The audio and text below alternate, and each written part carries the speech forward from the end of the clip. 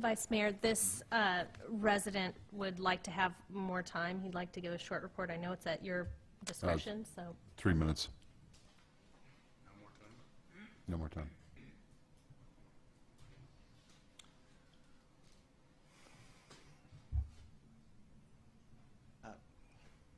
Is this the mouse? Yeah. That should do it. Click there. There you go.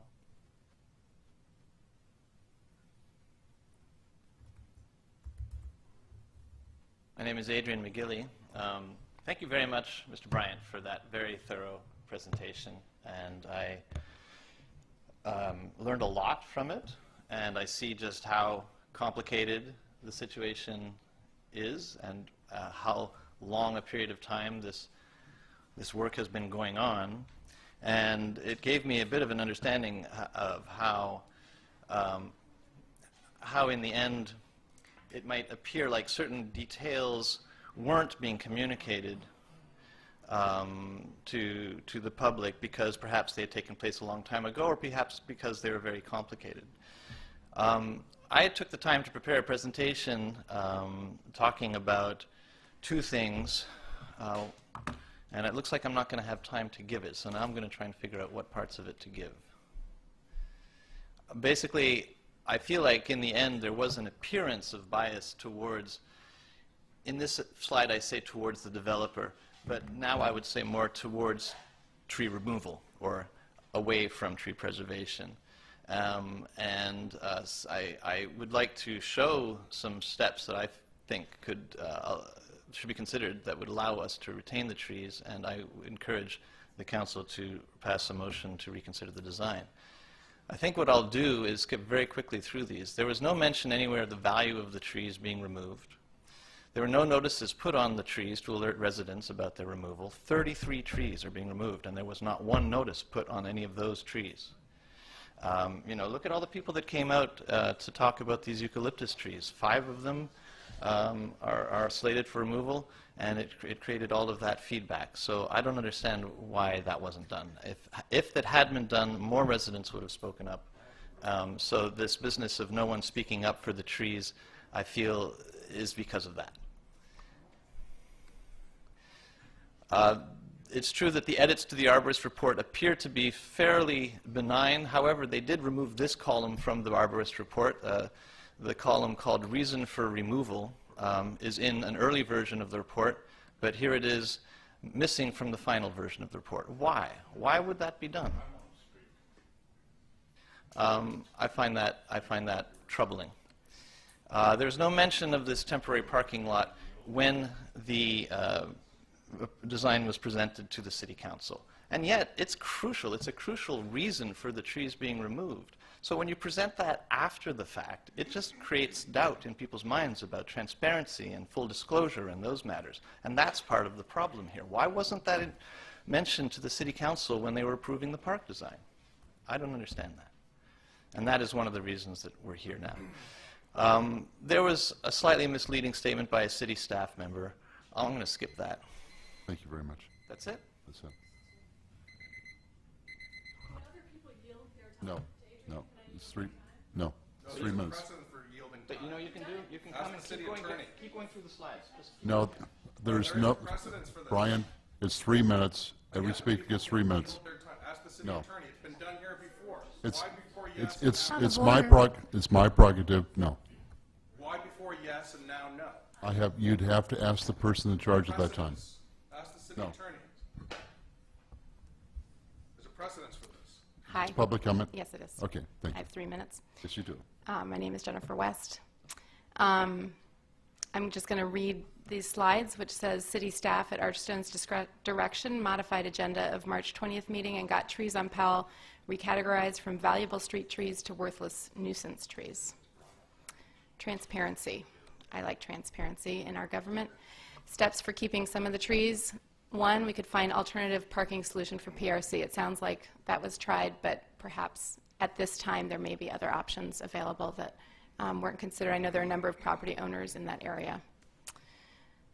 For example, Pickleworks parking lot on 55th. It's vacant. It has been vacant, but who knows, in the future what that would hold. Doyle Street Cafe lot, which is used daily at certain times of day. Doyle Street next to the school has 3-minute loading zone, so that part is not used often during the day because it's not needed for kids loading, but also is not available for public parking. Across Hollis from the park, which is, I believe, it used to be public parking, but I believe is no longer, but perhaps could be worked out. Up the road 1 block, this is just south of Powell. Spur Alley also is, these days when I bike through, vacant most days. Oops, and here's some more pictures of vacant spots on Spur Alley, which is right behind the building, by the way, which is pictured in this. And on Beaudry Street, on the street, steps for keeping some of the trees, stop worrying about the berm, interesting, and the grading issues.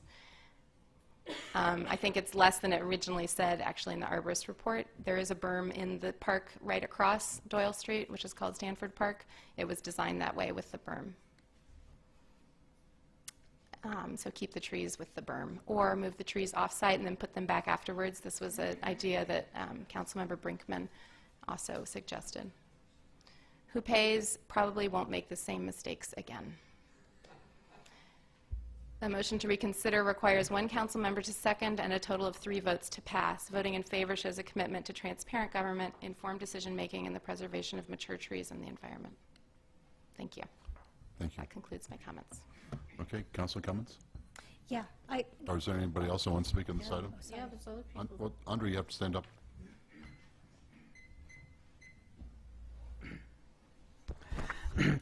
Again, I look like I'm going to be different, but why not excavate? I mean, the technology is known. The Germans had did that with their north side against the invasion. They dig 200 feet from the sea level, you know, and 5-story deep. Then a Belgian architect in the town of Ostend dug 300 feet below the sea level, at about 500 feet from the sea. There is a technique that is done and is safe. So why not, I mean, we fight here about the level of parking. Well, there is plenty of room downstairs. Or about those car carriers that have a car, 2-story car on there, and they do it too. And there is a building on Berkeley side of Peabody side that have a car elevator for 2-story. I mean, something must be done here to prevent all these arguments about how to put the tree, cut the tree, save the tree, and all that. Keep the tree and dug it down. Thank you. Thank you. There was any other comment? Hearing none, seeing. Do you have a comment? Yeah, and I had a question for Charlie, but I need to look at one of the slides. Can you? Oh. Thanks, Charlie. It's number 28. It'll take a second to fire Okay, up again, thanks. I think.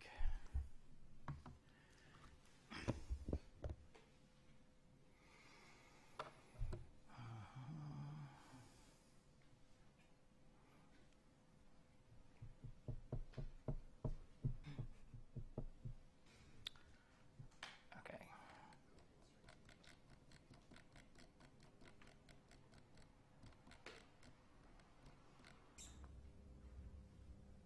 Okay, thanks, Charlie. Oh, So- do you want all the graphics on here? No, I just Okay.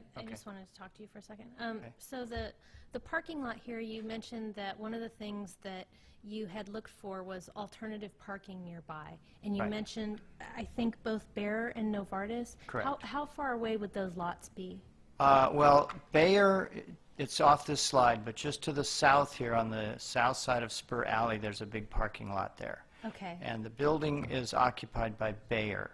And there were rumors floating around that Bayer was leaving imminently, that the building was going to be vacant, and that the parking lot would be available, and that the parking lot was owned by, and that the building and parking lot were owned by Novartis. all of which turned out to be not true. Okay. I contacted someone I know at Novartis, and she said, well, we don't own that building. It's owned by some other people, and Bayer's not leaving. Well, they are leaving, but they're not leaving right now.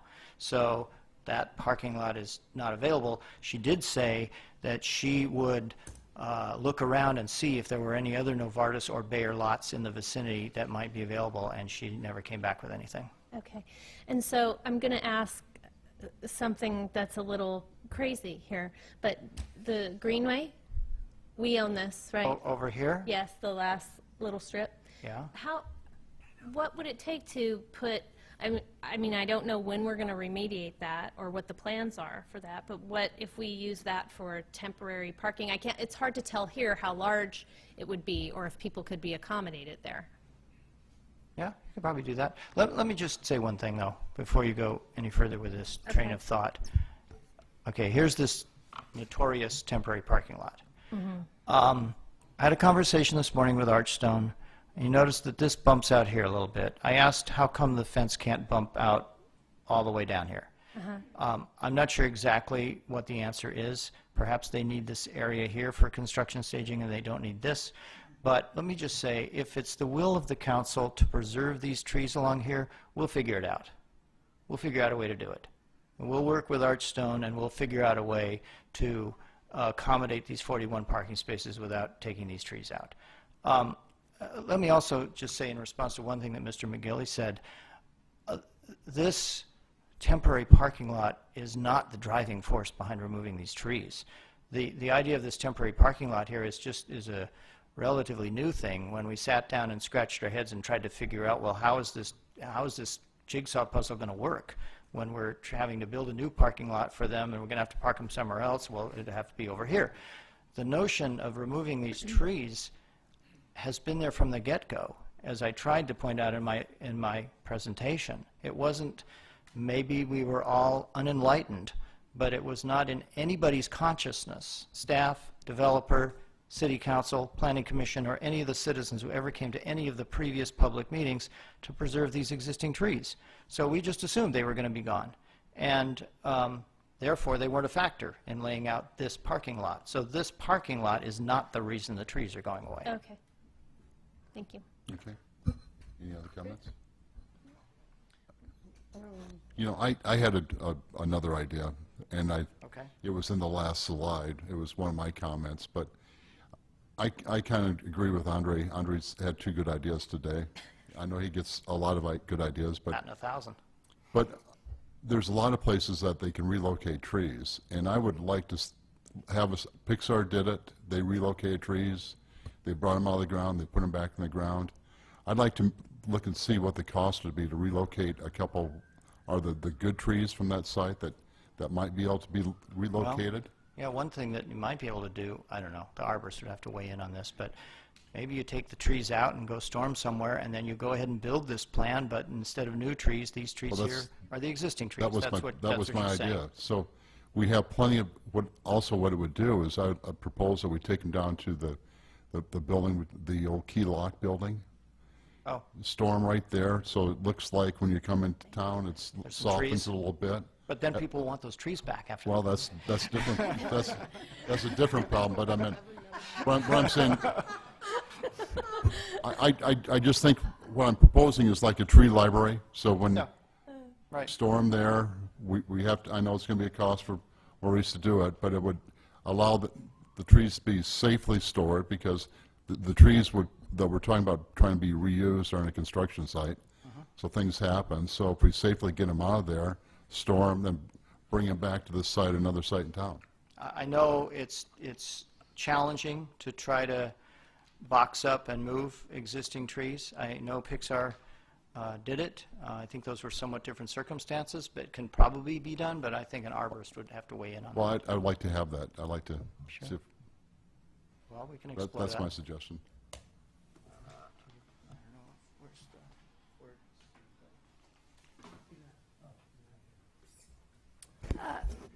Vice Mayor, Yes. are you suggesting that we move ahead with the plans in the park as approved by the Planning Commission and the City Council and the people who were involved in it? In the meantime, pursue this strategy of having our own tree farm down on San Pablo Avenue. Tree library. If you make a motion to that effect, I'll support you. That'd be my motion. But I think it's critical that we move ahead with the park. I Try agree to with that. save as many trees as we can and put them back there. Yes. Well, I have a quick question about that. If, for instance, you know, Charlie's indicated if he's directed to save the trees, that's what he's going to do. Can we, as a council, then direct staff to save as many of the trees as possible and let them make the decision about whether it's the tree library or keeping them on site that makes the most Yeah. No, sense? I have no problems with that. Well- No, that doesn't work, because keeping them on site, you're not going to be able to move ahead with the way the park has been planned, as I understand That's it. right. I think The park is planned to maximize the space, to remove the berm. If you remove the berm, you have to remove the trees. But Kurt's idea of trying to save these trees and then put them back in their full growth, that's a good idea. That's a good compromise, and I would support that. But you can't leave the trees on the site and move ahead and build the park as it has been designed and approved. Yes, Ruth. I have a couple, I could make a really bad joke here about not seeing the forest for the trees, but Go ahead. You won't. but anyway, I do have some kind of smaller scale comments. I think the one tree that's in good condition that is at the edge of the wide driveway along Doyle Street, I would like to see that one saved. I don't see why the driveway has to be that as wide as it is, and I think it can be narrowed down. I actually appreciated Brian's comment on that. And then in terms of another tree, a second tree that's in really good condition, that's on Hollis, next to where the magnolia would go, it seems to me that there would be, I can see value in having a mature magnolia there. I've seen magnolias grow. Beautiful. You mean in Jim is still around. When we took out some trees that were too crowded at Emeryville Village and put in magnolia as a substitute, and it's worked out well. are you saying in addition to keeping that tree? No. I'm saying I can see the value of having either type of tree there. But not both. But for the one that's in good condition there, I think there's probably more of a sentiment to try to keep it. And in terms of the necessity to park PRC during the construction, I think there's lots of options in the neighborhood, including street parking for patients to do that. So I actually question the need for this temporary lot, even though you said it's not the main reason to remove the trees. The park design is the main reason to remove the trees. So, but I'd actually like to see if we can skip that temporary lot step altogether, because I think there's enough on-street and off-street parking in the neighborhood. So those are my comments. Vice Mayor, if I could comment, I don't think we have an option on this PRC. That's private property, and they have agreements that they're trying to work with the city, but for us to go in and say, we're going to move you someplace else, I don't think we have the ability to do that. Mr. Biddle, am I wrong on this? No, we need their cooperation, Of course. and that's what they need, and that's what we have to accommodate. Okay, well, we had a first and a second as far as trying to save the trees and move them, Storing them off-site. throwing them off-site, and then bringing them back on-site and putting them into this. So the question is, how many have to be stored off-site for the construction to happen, and how many can just be saved and have the construction work around that? And to me, that question really hasn't been answered. Well, I think that you'd probably want to move as many as you can. Are we, I'm reminded of Magnolia Terrace, which was a housing project on 40th at Adeline. and it was named that way because of a gorgeous magnolia tree. And they were able to work around saving that tree and moving the house, rehabbing the house, all of that. So I think there is some, and the housing developer knew quite well how important it was to save that tree. And to me, quite frankly, there's just an appearance of expediency here rather than really taking some care to preserve some of this. I guess I would just, as Charlie said, you know, if there's direction here to save the trees, then they'll work on trying to save the trees, which means keeping them in the ground. Well, let me just say, though, that just to clarify that, as I believe Councilmember Davis said, if going to keep the trees where they are on that berm, the park and dog park and plaza and so forth are all going to have to be redesigned. So we'll have to come back through the Planning Commission and City Council to review and approve a new park design. Well, I didn't like the dog run anyway. So, would you support the motion? That's what we're trying to get to. Paul? I don't know, Yes, Jack, where Mr. you Bill. at on this? Are we, I don't wanna are we keep them- trying to, Let's restate the motion. are we concentrating on the trees that are in good condition? We're concentrating on the 7 good trees to see what we can do about relocating those 7 good trees to get them out of the construction site. There's actually There's 9. 9. Oh, there's 9? Okay, Yes. 9 good trees. And then at which time they would be reincorporated back into the design of the park. One thing I would say is that the city arborist was not thrilled with the selection of the street tree that is shown in this plan and suggested that we use some different tree. I've never heard definitively what the recommendation is. I don't see why it couldn't be Chinese elm. Okay. So I guess if we don't get if we call the vote and the vote doesn't pass, then we go back to the original design, or we go back to what was approved. Yeah, Get rid of what the is trees. That's approved right. is Get rid of the trees. removing So I'm the gonna- Call the trees. Or question. you consider another option. Well, this time I'm going to call the question on the motion, because we had a first and a second. Okay. So, I have a substitute motion. Let's go vote on this one first. No, you can't. Oh, no, no. You have to vote on the Substitute substitute. Substitute Okay, motion. what's the substitute? What's your substitute My motion? substitute motion is to keep as many trees in place as possible. And if we have to redesign the park, then we have to redesign the park. Is there a second for that? Yeah, I second that. And, Call the okay, question. question? give me a second. Yes. Okay. This is for the Davis? No, this No, is so that's for, for the Substitute, okay. substitute Substitute Okay. motion first. Asher, Aye. Atkin, Aye. Davis, No. Brinkman. No. So now you vote on the Now we other vote one, on the original motion. Okay, call the question on that one? Could you restate it? Yeah. Didn't Nora say it? It was to store and put back as many of the 9 good trees as possible. Was that correct? That was it. Build a little forest down in St. Build, Pat. build the forest right there at the old Key building. Yeah. Asher, Aye. Atkin, Aye. Davis, Aye.